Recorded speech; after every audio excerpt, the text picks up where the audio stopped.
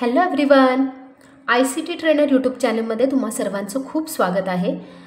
मी already Microsoft एक्सेलचे video upload केलेले आहेत.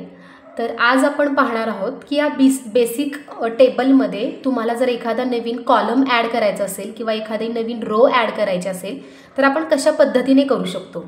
Actually there are different ways to add row as well as columns in the given table.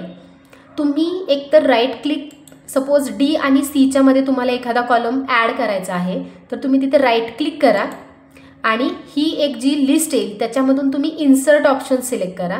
Insert option select केल्याबरोबर तुमच्या roll number आणि नेमच्या बरोबरमध्ये एक column add होईल. ठीक आहे. आणि तोच जर तुम्हाला डिलीट करायचा असेल तर सेम वे राईट क्लिक करा आणि त्याच लिस्टमधून डिलीट ऑप्शन सिलेक्ट करा. कळालं सर्वांना कशा पद्धतीने ॲड करायचं आहे. जर तुम्हाला रोल नंबर आणि नेमच्या मध्ये जर एखादा कॉलम नवीन कॉलम ॲड करायचा असेल तर राईट क्लिक करा डी कॉलमवरती आणि त्या ड्रॉपडाऊन लिस्टमधून तुम्ही इन्सर्ट हा ऑप्शन आहे तो सिलेक्ट करा. बरोबर रोल नंबर आणि नेमच्या मध्ये एक नवीन कॉलम ॲड होईल जिथे की तुम्हाला एखादा दुसरा काही इन्फॉर्मेशन टाईप करायची असेल तर तुम्ही ती तिथे ॲड करू शकता. आणि डिलीट करायचं असेल तर सेम राईट क्लिक करा त्या कॉलमवरती आणि डिलीट ऑप्शन सिलेक्ट करा, तो कॉलम डिलीट होईल. आता हे झालं column.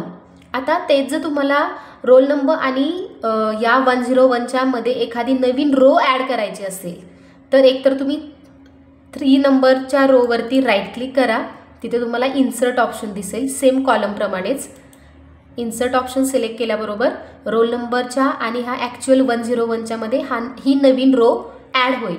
If you want to delete same way just right click on this 3rd number and from the list select delete option. yes, right click करा त्या 3 नंबरवरती. इन्सर्ट करण्यासाठी रो इन्सर्ट होईल आणि जर डिलीट करायचे असेल तर सेम वे त्या 3 नंबरवरती राईट क्लिक करा माऊस पॉइंटरने आणि त्याच्यातून त्या लिस्टमधून डिलीट ऑप्शन सिलेक्ट करा. ती नवीन रो आहे ती डिलीट होईल.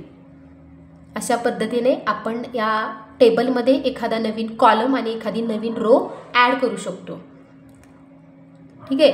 आता जर तुम्हाला या टेबलची साईज वाढवायची असेल तर प्रथम तुम्ही डिसाईड करा की तुम्हाला कशाची साईज चेंज करायची आहे. जर तुम्हाला रो किंवा कॉलमची साईज चेंज करायची असेल तशी first select the table, then in the home tab only here it is the format tab option. In the home tab इथे हा फॉर्मॅट ऑप्शन आहे त्याच्यावरती क्लिक करा आणि रो हाईट ऑप्शन आहे. There is the option row height. When you will select row height dialog box दिसेल.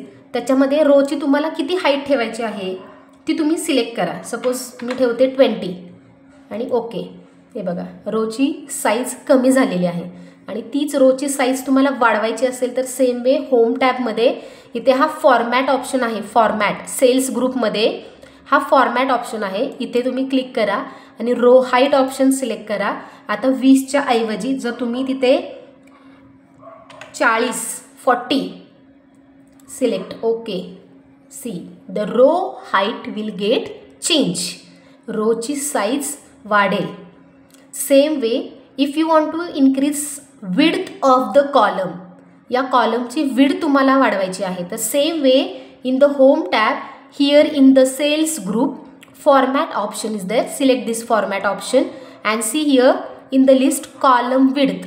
या लिस्टमध्ये कॉलम विड्थ ऑप्शन आहे तो तुम्ही सिलेक्ट करायचा आहे. कॉलम विड्थ डायलॉग बॉक्स दिसेल त्याच्यामध्ये तुम्हाला केवढी विड्थ हवी आहे. सपोज 20. Select okay. त्या कॉलमची साईज वाढेल. And if you want to make smaller size of that particular column again just select format option from the cells group and column width option. When column width dialog box will get open, you may just change the number. Instead of 20 if you want 15 and then click on this OK option. yes, the size will get change. अशा पद्धतीने तुम्ही एखाद्या रोची किंवा कॉलमची size कमी किंवा जास्त करू शकता.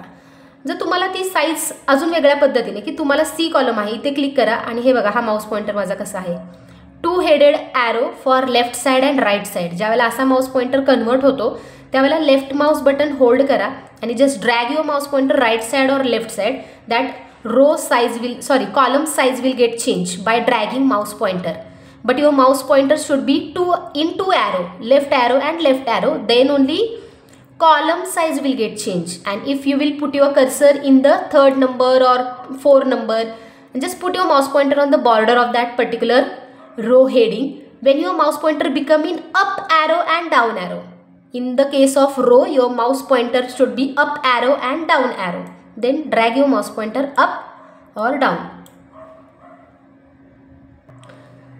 जेव्हा तुम्ही माउस पॉइंटर तुमचा अप किंवा डाऊन डायरेक्शनला ड्रॅग कराल त्यावेळेला त्या पर्टिक्युलर रोची साईज कमी होईल किंवा जास्त होईल.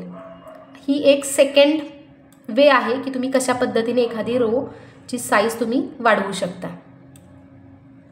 Yes, by dragging also it is possible to change the size of that particular row as well as column. So this is the all about to increase size of particular row and column as well as add new column and new row in the table. हा video तुम्हाला कसा वाटला हे नक्की कळवा, comment करा, like करा आणि या व्हिडिओवरती या चॅनलवरती तुम्ही जर नवीन असाल तर या चॅनलला सबस्क्राईब करायला विसरू नका. ICT ट्रेनर या यूट्यूब चॅनलला नक्की सबस्क्राईब करा. थँक्यू.